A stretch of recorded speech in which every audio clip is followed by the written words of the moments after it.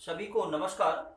आज हम chemical kinetics के लेक्चर नंबर 12 पर बात करेंगे, जिसमें हम लोग क्या स्टडी करेंगे, हाइड्रोलिसिस ऑफ द ईस्टर। क्या पढ़ेंगे बेटा? Hydrolysis of the Easter. तो होता क्या है, जब ईस्टर का हाइड्रोलिसिस करवाते हैं in the presence of acid और बेस, जैसा भी रिएक्शन हो, एसिड कैटेलाइज्ड हो या बेस कैटेलाइज्ड हो, तो क्या बनता है, कार्बोक्सिलिक एसिड और प्लस अल्कोहल बनता है। तो इस बात को हम समझना शुरू करते हैं। ठीक है, तो हमने क्या लिया, एक एग्जांपल लिया, CH3COO C2H5 और वाटर में ऐड किया और प्लस एसिड इसमें यूज किया। तो ऐसी कंडीशन में क्या बनता है CH3COOH प्लस और क्या बनेगा, C2H5OH बनता है। This is the hydrolysis of Easter. अब यहाँ पर कुछ बातें और हम करेंगे। क्या करेंगे, ये जो वाटर लेते हैं वो हम क्या लेते हैं, एक्सेस में लेते हैं। वाटर क्या करते हैं, एक्सेस में लेते हैं। अब अगर इसका हम रेट लिखना शुरू करें तो रेट लिखेंगे तो K बराबर क्या होगा, इसको एक्सेस में लिया है तो इसको आप छोड़ सकते हैं, जीरो ऑर्डर की तरह बिहेव करेगा। और ये जो H प्लस है दैट इज कैटलिस्ट। ये क्या बेटा, दैट इज कैटलिस्ट। और कैटलिस्ट आर दो सब्सटेंस विच क्या करते हैं, जो रिएक्शन के रेट को या तो बढ़ा देते हैं या तो घटा देते हैं, लेकिन उनका अमाउंट जो होता है वो कांस्टेंट रहता है। उनका अमाउंट क्या होता है, कांस्टेंट होता है, मतलब उनके अमाउंट पर कोई चेंजिंग नहीं आता है। तो ऐसी कंडीशन में क्या बताएंगे, कैटलिस्ट, और यहाँ अमाउंट क्या होगी इसकी बताएं, that will be the constant. Amount इसकी क्या होगी, कांस्टेंट होगी। तो ऐसी कंडीशन में हम अगर लिखना शुरू करें इसका रेट, तो K इक्वल टू हो जाएगा CH3COO C2H5, और यहां पर हम क्या लिखते हैं, H प्लस भी लेकर चलते हैं, H प्लस भी लेकर चलते हैं। अब यहां पर हम क्या देखते हैं कि ये जो आपका H प्लस है वो कांस्टेंट है और ये भी क्या है, कांस्टेंट है। तो इसको थोड़ा सा अगर हम इधर लिखना चाहें तो K और ये H प्लस ये मिलकर एक नया कांस्टेंट बना लेते हैं, वो क्या होता है, K डैश होता है। क्या होता है, K डैश होता है। तो अब इसको क्या करते हैं, इसमें जरा आप रखें, तो अगर रखेंगे तो रेट इक्वल टू क्या हो जाएगा, K डैश CH3COO C2H5। यहाँ कितना हो जाएगा, ऑर्डर 1। तो this is an example of pseudo first order reaction. Pseudo first order reaction क्या होती है, ऐसी रिएक्शन जो फर्स्ट ऑर्डर नहीं होती लेकिन सर्टेन कंडीशंस पर फर्स्ट ऑर्डर को फॉलो करती है। तो यहाँ पर क्या होता है, अगर हम इसी वाटर को जो है एक्सेस में ना लेके कम अमाउंट में ले तो क्या होगा, इसको ऑर्डर बदल जाएगा। यहाँ एक्सेस में लिया है इसीलिए क्या है, रिएक्शन का रेट जो है वाटर पर डिपेंड नहीं करता। तो ऐसी कंडीशन में अगर हम ऑर्डर के बारे में बात करें तो ऑर्डर कितना है, 1 है। और दूसरा क्या है, मॉलिक्यूलरिटी पर अगर हम बात करें तो मॉलिक्यूलरिटी के केस में क्या होता है, जब तक ईस्टर मॉलिक्यूल वाटर से टकराएगा नहीं, कोलिजन नहीं करेगा, तब तक रिएक्शन होगी नहीं, मतलब कोलिजन होना जरूरी है। और हमने मॉलिक्यूलरिटी की डिफिनेशन बताई, क्या होता है, number of reactant molecule which collide simultaneously and responsible for the chemical change. तो ऐसी कंडीशन में मॉलिक्यूलरिटी कितना हो जाएगा, 2 हो जाएगा। And that is an example of pseudo first order reaction. ये किसका एग्जांपल है, स्यूडो फर्स्ट ऑर्डर रिएक्शन का। अब एक बात और थोड़ा सा हम यहाँ करेंगे आपसे, वो क्या चीज है जरा समझे। होता है क्या है, रेट कांस्टेंट K बराबर होता है 0.693 अपान T हाफ के। तो ऐसी कंडीशन में K डैश आप चाहे लिख सकते हैं, तो यहाँ T हाफ इक्वल टू लिख सकते हैं 0.693, और K डैश की जगह पे ये वैल्यू भी रखा जा सकता है। तो आप रखें नीचे, क्या हो जाएगा K और ये हो जाएगा H प्लस। इसका मतलब क्या हुआ, इसका मतलब ये हुआ कि जैसे जैसे आप एसिड बढ़ाते जाओगे जो कैटलिस्ट के रूप में लिया है, वो तो वैसे वैसे क्या होगा, हाफ लाइफ पीरियड उसका डाउन होता जाएगा, कम होता जाएगा। चलिए फिर से बात को हम समझते हैं। हमने क्या बताया, हमने क्या लिया, एथिल एसिटेट लिया और एक्सेस वाटर में लिया, और एसिड क्या एज ए कैटलिस्ट के रूप में है, क्या बनता है, कार्बोक्सिलिक एसिड, और क्या बनता है, अल्कोहल बनता है। तो यहाँ पर रिएक्शन का रेट जो होगा that is equal to K CH3COO C2H5 H plus हमने ले लिया, और ये क्या है, जो कांस्टेंट है, इसको भी चाहे छोड़ सकते थे। तो यहाँ पर क्या हो जाएगा कि एज ए कैटलिस्ट के रूप में अमाउंट क्या है, कांस्टेंट है, तो ऐसी कंडीशन में एक कांस्टेंट, दो कांस्टेंट और ये कांस्टेंट और कांस्टेंट मिलकर एक नया कांस्टेंट बनाते हैं, ये के डैश हो जाएगा। तो ऐसी कंडीशन में जो रिएक्शन का ऑर्डर होगा वो कितना होगा, 1 होगा, और मॉलिक्यूलरिटी कितनी आती है, 2 आती है। थोड़ा इस पर हम बात करें, के डैश बराबर क्या हो जाएगा, 0.693 अपॉन टी हाफ, और टी हाफ इक्वल टू कितना हो जाएगा, 0.693 अपॉन के एच प्लस। एच प्लस क्या है, कैटेलिस्ट है। कैटेलिस्ट जितना ज्यादा होगा हाफ लाइफ पीरियड उतना कम होगा। और ये आपका फार्मूला किसका है, फर्स्ट ऑर्डर काइनेटिक्स का है। ठीक है बेटा, तो इसको आप नोट करें, फिर आगे चलते हैं। चलिए,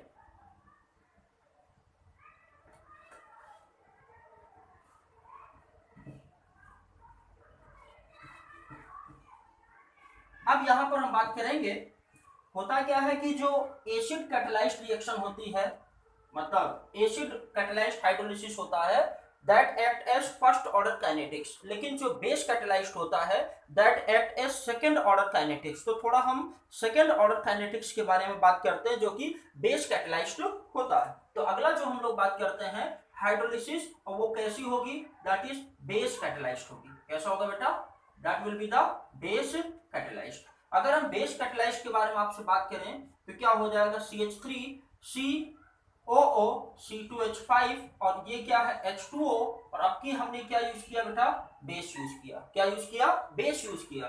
तो ऐसी कंडीशन में क्या होता बनेगा, CH3COOH, और इधर क्या बनेगा, C2H5OH बनता है। तो यहां पर होता क्या है, क्यों आखिर ये सेकेंड ऑर्डर काइनेटिक्स को फॉलो करता है, जरा इस पर हम बात करते हैं आपसे। ठीक है, तो होता क्या है कि ये जो बेस हमने लिया है, जो हमने बेस लिया है, ये होता क्या है, जैसे ही आपका प्रोडक्ट बनता है, ये प्रोडक्ट जैसे ही बनता है उसमें इस एसिड के साथ जाके रिएक्ट कर लेता है। कैसे समझे, हमने क्या लिया, ईस्टर लिया, ईस्टर में बेस डाला, और जब हाइड्रोलिसिस शुरू होती है तो स्टार्टिंग में आपके पास एसिड नहीं होता है, लेकिन जब एसिड बनना शुरू होता है तो ये जो बेस हमने कैटेलिस्ट के रूप में यूज किया है वो इस एसिड को खाना शुरू करता है, न्यूट्रलाइज करना शुरू करता है। और आपको पता है जैसे जैसे न्यूट्रलाइजेशन होगा वैसे वैसे बेस की अमाउंट यूज होती रहेगी, मतलब बेस की अमाउंट कांस्टेंट नहीं रहेगी। और अगर बेस की अमाउंट कांस्टेंट नहीं रहेगी तो इसका मतलब that will involve in the chemical reaction, और अगर ये केमिकल रिएक्शन में केमिकल रिएक्शन के रेट को फर्क डालता है तो ऐसी कंडीशन में आप कह सकते हैं, क्या कह सकते हैं, कि जो रिएक्शन का रेट होगा that will depend upon the ester as well as base, दोनों पर क्या होता है, डिपेंड करता है। इस बात को आप थोड़ा सा ध्यान रखेंगे। ठीक है, तो हमने क्या किया, अगर इसका हम रेट लिखना चाहें तो रेट लिखेंगे, क्या हो जाएगा, के CH3COO C2H5, और ये इधर क्या हो जाएगा, OH। तो यहाँ पर क्या है, ईस्टर की प्रेजेंस में फर्स्ट ऑर्डर है, और इसके रिस्पेक्ट में भी क्या होता है, that is first order reaction. तो यहाँ पर अगर आप बात करें टोटल ऑर्डर के बारे में तो ऑर्डर कितना हो जाएगा, 2 हो जाएगा। और मॉलिक्यूलरिटी अगर हम देखें, क्या देखें, अगर हम मॉलिक्यूलरिटी देखें तो मॉलिक्यूलरिटी कितनी हो जाएगी, दिस इज आल्सो 2 हो जाएगी, ये भी कितना हो जाएगा, 2 हो जाएगा। तो इस बात को थोड़ा सा ध्यान देंगे। क्या बताएंगे कि जो बेस हमने कैटलिस्ट के रूप में लिया है, जैसे ही प्रोडक्ट बनना शुरू होता है वो इस एसिड के साथ रिएक्ट करने लगता है, और जैसे रिएक्ट करता रहेगा तो क्या होगा, इसका अमाउंट कंज्यूम होता रहेगा, और जब अमाउंट इसका बदलता रहेगा, कम होता रहेगा, तो ऐसी कंडीशन में ये रिएक्शन के रेट पर फर्क डालेगा। तो ऐसी कंडीशन में रेट जो होगा ये बेस पर भी डिपेंड करता है, that also depends upon the Easter. तो ऐसी कंडीशन में रिएक्शन का ऑर्डर कितना होगा, that will be second order, और मॉलिक्यूलरिटी कितनी होगी, 2 होगी। तो इस बात को आप ध्यान रखेंगे थोड़ा। ठीक है, तो चलिए इसको नोट करिए, फिर आगे चलते हैं। इसको चाहे आप लिख सकते हैं, यूज्ड बाय प्रोडक्ट, और कौन सा प्रोडक्ट है, CH3COOH, इस प्रोडक्ट के द्वारा यूज होता रहता है। ठीक है, चलिए अब इसके बाद बेटा हम लोग जो पढ़ना शुरू करेंगे वो क्या होगा, that will be the titration. क्या होगा, टाइट्रेशन। ठीक है,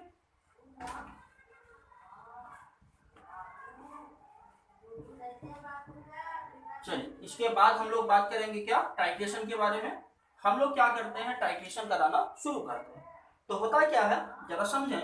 अगर हम टाइट्रेशन के बारे में आपसे बात करें, ठीक है, टाइट्रेशन के बारे में, तो हमने रिएक्शन लिया CH3COO C2H5 और ये आपके पास क्या है वाटर में ऐड किया, और ये आपने क्या लिया है एसिड भी लिया है। तो ऐसी कंडीशन में क्या बनता CH3COOH और क्या बनेगा C2H5OH बनेगा। C2H5 क्या बनेगा OH। तो होता क्या है ये जो आप टाइट्रेशन कराते हो वो बेस के अगेंस्ट कराते हो, ईस्टर वर्सेस क्या बेस, ईस्टर को बेस के अगेंस्ट जब कराते हैं तो होता क्या है, होता यह है कि जो बेस होता है वो बने हुए एसिड और कैटलिस्ट की तरह जो एसिड हमने यूज किया है दोनों के साथ रिएक्ट करता है। ठीक है, क्या होता है जो हम लोग बेस यूज करते हैं वो बेस एक तो कैटलिस्ट और एक क्या दोनों के साथ क्या करता है रिएक्ट करता है, लेकिन इसकी अमाउंट कांस्टेंट होती है एट लास्ट। अब यहां पर समझिए होता क्या है स्टार्टिंग में इसकी अमाउंट कितना लिया ए लिया, और अब ये कितना है 0 है, ये भी कितना है 0, अब ये कितना है 0। लेकिन ये कब है जब t बराबर कितना है 0 है, लेकिन after some time when t equal to t होता है तो इसकी कुछ अमाउंट यहां से जाएगी, और जब जाएगी तो इसका x बनेगा, इसका भी क्या बनेगा x बनेगा, क्या होगा इसका x और x बनेगा। लेकिन at t infinite, T infinite का मतलब क्या हुआ कि ईस्टर मोस्टली जो है वो हाइड्रोलाइज हो गया है, और हाइड्रोलाइज होने के बाद उसने क्या बना लिया है कार्बोक्सिलिक एसिड और अल्कोहल बना लिया है। तो ऐसी कंडीशन में हम लिखेंगे A माइनस ए, और इसको क्या लिख सकते हैं ये हो जाएगा A, और ये भी क्या हो जाएगा A हो जाएगा, क्या हो जाएगा A हो जाएगा। तो ऐसी कंडीशन में अब जरा आप समझें हम क्या करते हैं यहाँ पर यूज करते हैं यूज्ड NaOH।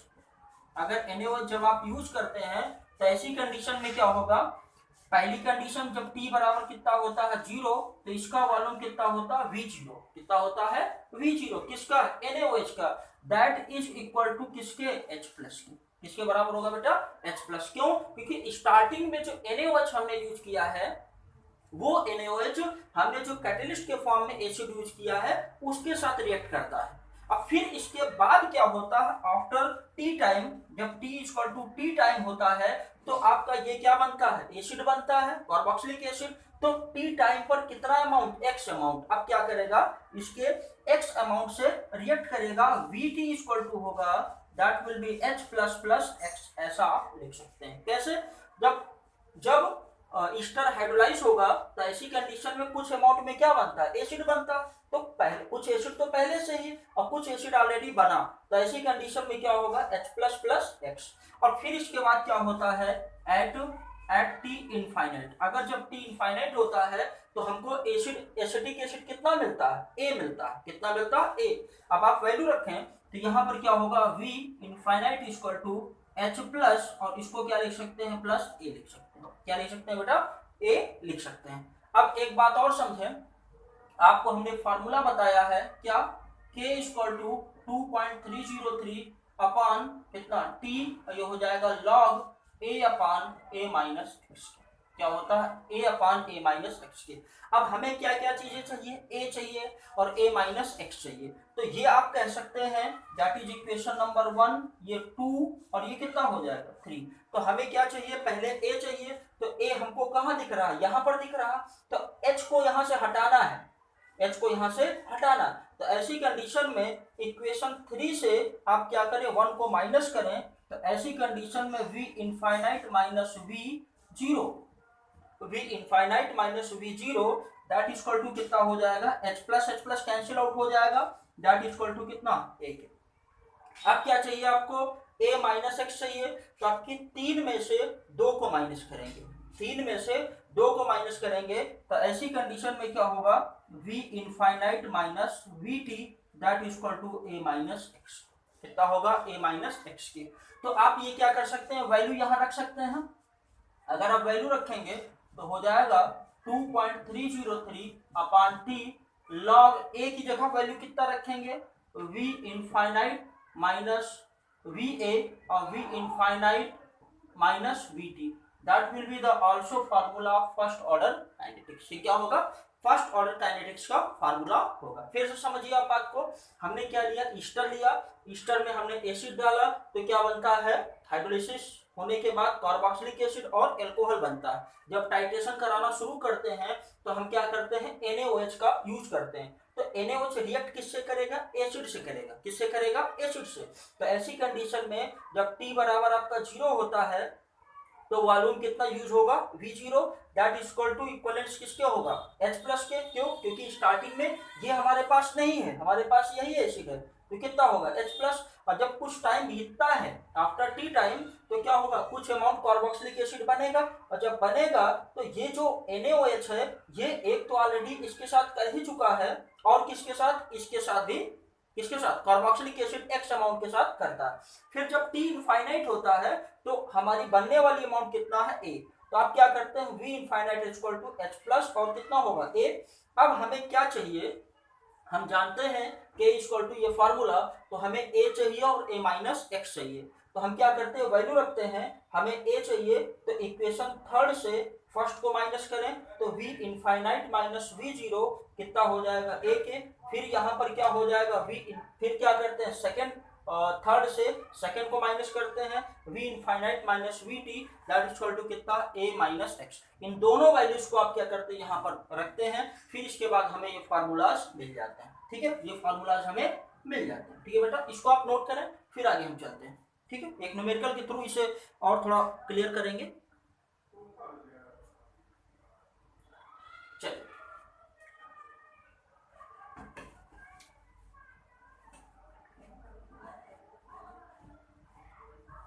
अगला जो क्वेश्चन हम करेंगे इसी पर बेस्ड है, और देखते हैं क्या क्या कंडीशन हो सकती है।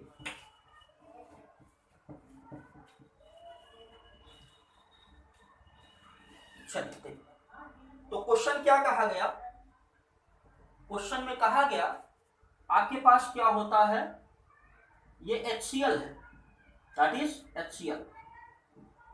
अब कितना है, 25 ml है, और n/2, n/2 क्या है, 25 ml HCl है, और इसमें हमने एथिल एसीटेट डाल दिया, 1.0 ml क्या कर दिया, एथिल एसीटेट ऐड कर दिया, एथिल एसीटेट क्या कर दिया, एडेड कर दिया।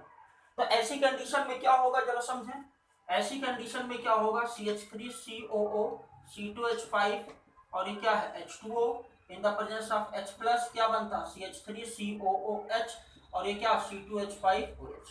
ठीक है, तो होता क्या है कि अब जब हम टाइट्रेशन कराना शुरू करते हैं तो टाइट्रेशन के दौरान NaOH की कितनी अमाउंट यूज हो रही है, इसको थोड़ा एक डाटा से हम समझते हैं। ठीक है, एक डाटा से इस बात को समझते हैं कि जो NaOH यूज हो रहा है वो कितना यूज हो रहा है। ठीक है, तो यहाँ पर क्या है, ये आपका हो गया टाइम, और टाइम किस में है, मिनट में है। और यहाँ पर क्या है, NaOH यूज्ड, यहाँ पर क्या देखेंगे, NaOH यूज्ड, कितना NaOH यूज होता है। ठीक है, चलिए इसको थोड़ा सा हम लिख लेते हैं। ये कितना है, 0 मिनट पर कितना है 20.24, और ये 20 मिनट पर होता है 21.73, ये 75 मिनट पर कितना होता है, दैट इज 25.20, और फिर कितना हो जाता है इनफाइनाइट टाइम पे ये हो जाता है 43.95, कितना हो जाता है 43.95। ठीक है, तो ये हो जाता है। तो अब यहाँ पर ये डाटा दिया गया है, आपको प्रूफ करना है, this is first order reaction, proof it is first order reaction. ठीक है, तो यहाँ पर देखिए हमने क्या किया है, ये NaOH की अमाउंट यूज किया गया है। ये जो एसिड यहाँ से निकल रहा है, एक तो एसिड ये है और एक एसिड ये जो एसिड है इनके साथ हम NaOH को टाइट्रेट करते हैं। अब देखिए जब टाइम कितना है, जब टाइम कितना है 0 है, तो टाइम 0 है इसका मतलब v इक्वल टू कितना, सॉरी ये t इक्वल टू कितना है 0। अगर t इक्वल टू 0 है तो वॉल्यूम हम कितना लेते हैं, दैट इज V0, और V0 कितना है 20.24। ठीक है, और ये इनफाइनाइट टाइम पे अगर t कितना है इनफाइनाइट, तो जो v लेते हैं वो क्या है इनफाइनाइट, v इनफाइनाइट। अब यहाँ पर कितना होता है, दैट इज 43.95, कितना होता है 43.95 होता है। अब यहाँ पर देखिए कौन कौन सी चीजें कांस्टेंट रहेंगी। हम फार्मूला लिखते हैं k equal to 2.303 upon T log v infinite minus v zero upon v infinite minus v T, that is the formula. ये क्या है? फार्मूला। अब यहाँ पर होता क्या है कि जो आपका इनफाइनाइट है ये क्या होगा? फिक्स होगा, और v जीरो भी क्या होगा? वो फिक्स होगा। जो वेरी करेगा, जो बदलेगा, वो क्या बदलेगा? t की वैल्यू बदलेगी, मतलब जो vt है ये आपका चेंज होता रहेगा। तो पहले हम क्या करेंगे? 20 मिनट पर देखेंगे वैल्यू, फिर क्या करेंगे? 75 मिनट पर वैल्यू देखते हैं, और अगर k1 k2 वैल्यू सेम आती है, इसका मतलब that will be the first order kinetics. ये क्या करेगा? फर्स्ट ऑर्डर को फॉलो करेगा। तो फिर से समझे जरा आप, हमने क्या बताया? ईस्टर लिया, ईस्टर का हाइड्रोलिसिस कराया, तो जो एसिड बन रहा है, एसिड जैसे जैसे बनता रहता है, आप क्या करते हैं? यहां से देखें, इस क्वेश्चन में हमने क्या किया है? 2 ml, क्या किया है? 2 ml जो मिक्सचर है उसको निकाल लिया है, और निकालने के बाद हमने NaOH के साथ टाइट्रेट किया है, और टाइट्रेट किया है तो शुरुआत में NaOH कितना है? 20.24। और क्यों जल्दी से जल्दी निकाल लेते हैं? क्योंकि हो सकता है रिएक्शन आपकी रिवर्स हो जाए, क्योंकि एक रिवर्सिबल रिएक्शन का एग्जांपल है। तो अब यहां पर समझे आप, तो होता क्या है कि v0 बराबर कितना हो गया? 20.24, t equal to T infinite पे ये वैल्यू। अब जरा आप पहले वैल्यू रखेंगे क्या? k1। अगर आप k1 रखेंगे तो 2.303 कितने पर? 20 मिनट पर, ये हो गया 20 लॉग। अब देखिए v इनफाइनाइट की वैल्यू कितना रखेंगे? 20 कितना बेटा? 43.95, इसको आप माइनस करके रख लें, ठीक है? तो 43.95, और ये है क्या? v infinite minus v zero. तो 43.95, और ये हो जाएगा 20.24, ये हो जाएगा 1, और इधर हो जाएगा 7, फिर इधर हुआ 3, ठीक है? हाँ, ठीक है। तो यहाँ पर ये वैल्यू जो हमें मिलती है v infinite minus v zero, ये कितना मिल जाता है? ये हमें मिल जाता है 23.71। अब फिर इसके बाद हमें क्या चाहिए? यहाँ पर चाहिए v इनफाइनाइट माइनस vt। तो इनफाइनाइट की वैल्यू ये दिया है, और vt मतलब टाइम कितना? 20 मिनट। 20 मिनट पर कितना होता है? 21.73। तो अब यहाँ पर आप अगली वैल्यू जरा निकालें, दूसरी वैल्यू निकालें। दूसरी वैल्यू निकालेंगे तो 43.95, ये हो जाएगा 21.73। इसको आप माइनस करेंगे, कितना होगा? 2 2 फिर 2 एंड 22.22।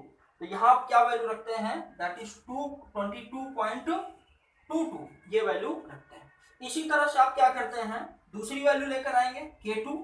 क्या करेंगे? k2 पर कितना होगा? 2.303, ठीक है? अब की कितने टाइम पर ले रहे हैं बताएं? 75 मिनट पर। कितना ले रहे हैं? 75 मिनट पर। और 75 मिनट पर लेंगे तो लॉग, अब देखिए ये वैल्यू तो फिक्स है, v infinite minus v zero, ये वैल्यू फिक्स है। कितना? ये हो जाएगा 23.71। और यहां पर हमें अब क्या करना है? अब हमें v इनफाइनाइट ये वैल्यू, और vt मतलब ये वैल्यू दिया, तो आप क्या करेंगे? लिखेंगे 43.95 माइनस 25.20, ये हो जाएगा 5, ठीक है? कितना हो जाएगा? 7, और इधर हो जाएगा आपका कितना? 8। ये तो यहाँ कितना लिखेंगे? That is 18.75।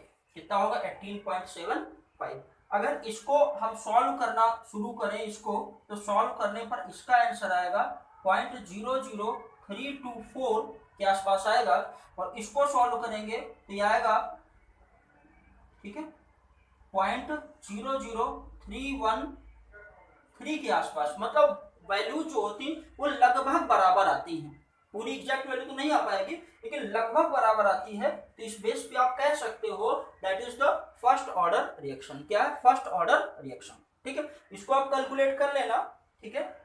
कैलकुलेट कर लेना, कोई दिक्कत नहीं होनी चाहिए। इसको नोट करें, फिर समझाता हूं।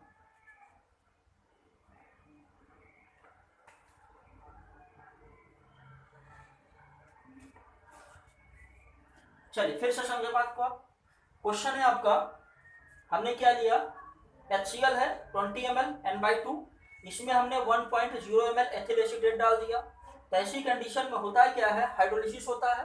थोड़ी देर बाद हम क्या करते हैं, जो हमको एसिड यहाँ पर मिलता है उस एसिड को हम निकालते हैं, 2 ml एसिड निकालते हैं एक सर्टेन टाइम इंटरवल पे, और फिर उसको हम टाइट्रेट करते हैं किसके साथ, NaOH के साथ। शुरू में NaOH कितना लिया, 20.24 लिया।